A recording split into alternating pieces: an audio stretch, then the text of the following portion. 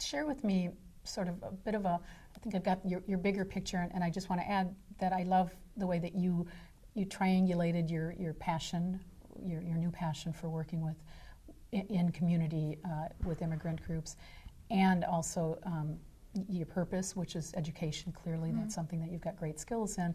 But then your predicament. I had the very same predicament. I had a sick child, and suddenly you've got to mix it up. Yep. But you were able to keep the threads of your passion and your purpose in that, which is really neat.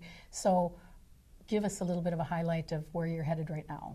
Sure. Well, I've been thrilled to do some advocacy work for our English learners and for teachers. One area of advocacy work where I've been particularly active is in teacher licensure. There was a new test that came out called the Minnesota Teacher Licensure Exam, and our teacher candidates of color and our teacher candidates who are not native English speakers were largely not passing this test. And so what it looked like is that we were creating a new generation of teachers that looked like me. And this was very problematic. So I met with a lot of other people from the University of Minnesota and from institutions across the state, and Senator Patricia Torres Ray was very helpful in working on at least giving a provisional or giving a pass to these people who haven't passed the test, so that they have an additional year at this point to pass the test while they work out the kinks, because the test is full of quirks at this point. So the student can sort of grow during that year period, and the test itself can improve during that year period. Absolutely. They acknowledge that the test is not fair, and so that there are some things that need to happen. So you've got in the immediate meantime. outcome. This didn't need to go to the legislature. It did.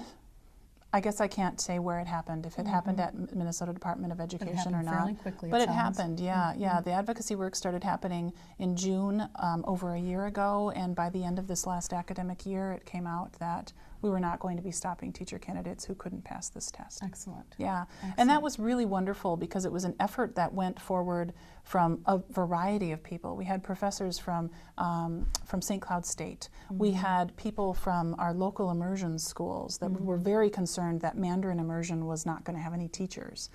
So stakeholders from really different environments who are coming together. Speaking of stakeholders, one stakeholder then we have to not forget is us, is white middle class Americans as well.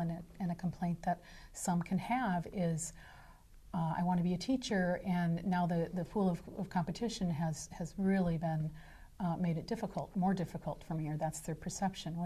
What's your thinking on that?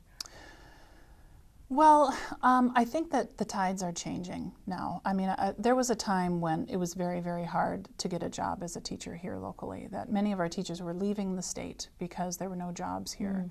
And that isn't the case so much any longer. You know, it depends on the discipline that you go into. But I think on the whole, teachers here locally that are well prepared and invested in important topics like the achievement gap, you know, they're finding jobs. Regardless of their ethnicity. Regardless of their ethnicity, yeah. I mean, that's what I would say from my perspective, yeah. And are teachers themselves, particularly young teachers, understanding the value of having teachers of another race or ethnicity as peers and partners, so to speak? I think that many of our schools really desperately want more teacher candidates of color. And so our institutions of teacher preparation are trying to think of creative ways to attract more teacher candidates of color. I know Hamline University is doing a great job of this. Many of our local institutions are really actively recruiting teacher candidates of color. Excellent.